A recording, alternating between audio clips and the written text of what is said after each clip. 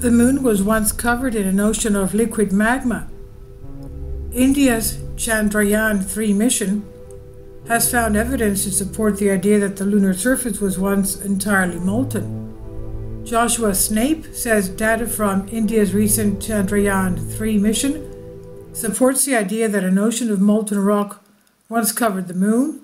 Scientists from the mission have published their new findings in the journal Nature magazine.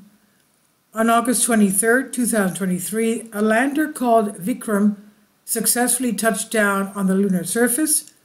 Controllers then deployed a rover called Pragyan, which had been stowed on Vikram to explore the landing site.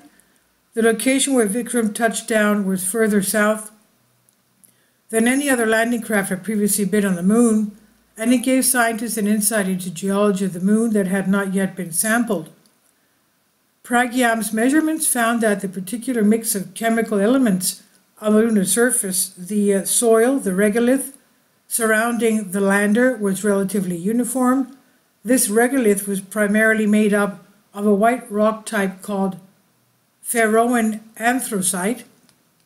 The scientists say the chemical composition of the lunar surface pole regolith is intermediate between those of samples from two locations on the moon's equatorial region, those collected by astronauts on the U.S. Apollo 16 flight in 1972, and those returned to Earth by the robotic Luna 20 mission, flown by the Soviet Union the same year. The broad similarity in the chemical compositions of these samples, despite the fact that they came from very distant geographical locations of the moon, supports the idea that a single magma ocean covered the moon early in its history.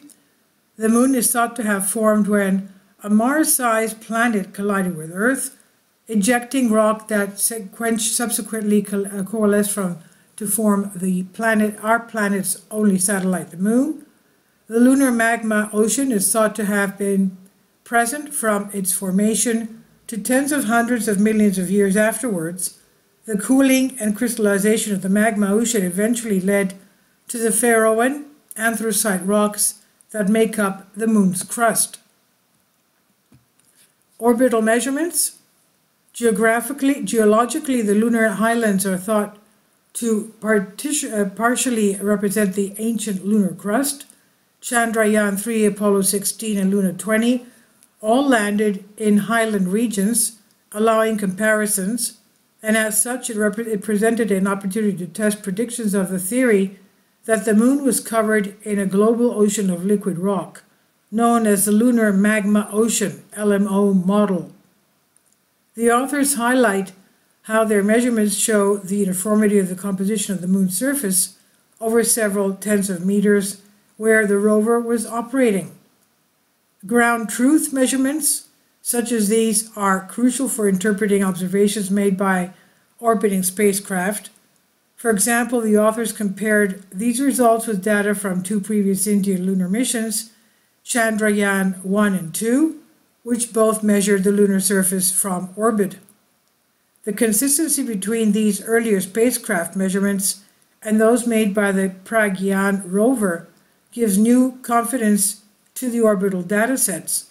The orbital data suggests the lunar surface in the region is uniform in its chemical composition over an area of several kilometers. These measurements are also invaluable when it comes to interpreting lunar meteorites, and these are samples of rock ejected into space from the lunar surface when the space rock collides with the moon.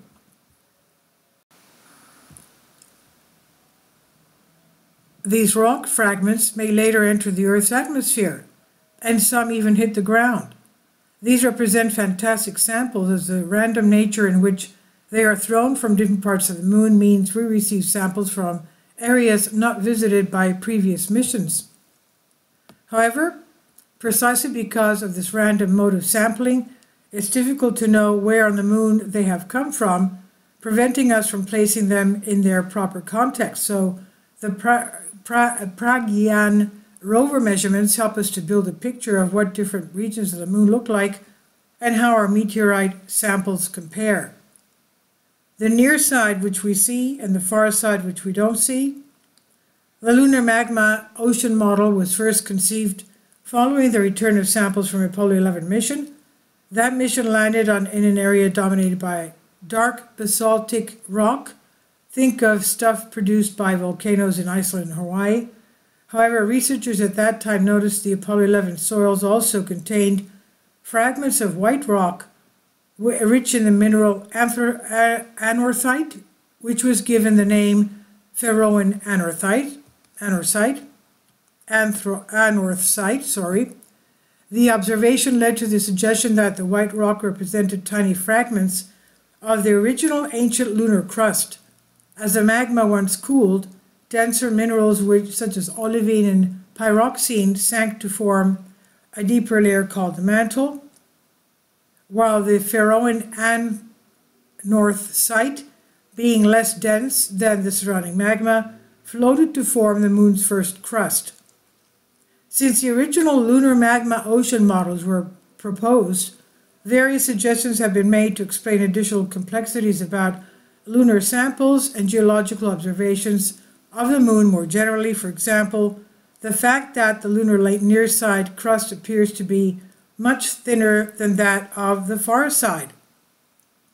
Equally, it's unclear exactly why the near side has experienced so much more volcanic activity, resulting in it being dominated by vast plains of dark basaltic rock, while the far side appears to comprise more of Faroan anorthite. In trying to address these problems, researchers developed detailed models to explain how the lunar crust formed and was later modified by volcanic eruptions and impact cratering. Some models have predicted multiple layers to the lunar crust, with the Faroan anorthite rocks at the top and more magnesium-rich rocks underneath. Interestingly, the composition measured in this study is not what would be expected in the pristine Faroan anorthite, thought to have comprised the ancient lunar crust. Instead, it contains more magnesium. This observation indicates a higher concentration of certain minerals in the lunar crust. Instead, it contains more magnesium. This observation indicates a higher concentration of certain minerals that was suggested by the original lunar magma ocean models. The authors suggest their measurements may represent a mixed composition of the Faroan anorthite rock that makes up ancient lunar crust together with material from the underlying layers of more magnesium-rich rocks.